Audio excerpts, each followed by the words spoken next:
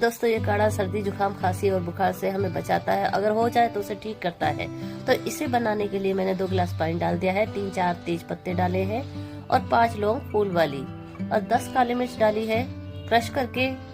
उसके बाद 2 इंच टुकड़ा मैंने दालचीनी का डाला है, 1 चम्मच अजवाइन और आधा चम्मच हल्दी और 2 चम्मच यहाँ पे घिसी हुई अदरक डाल रही हूँ मैं और जरा सा काला नमक डालेंगे स्वाद अनुसार और गुड़ आपके ऊपर डिपेंड करता है, मीठा तेज खाना है तो थोड़ा ज्यादा डालें नहीं तो कम डालें। इसको अच्छे से उबाल लेंगे।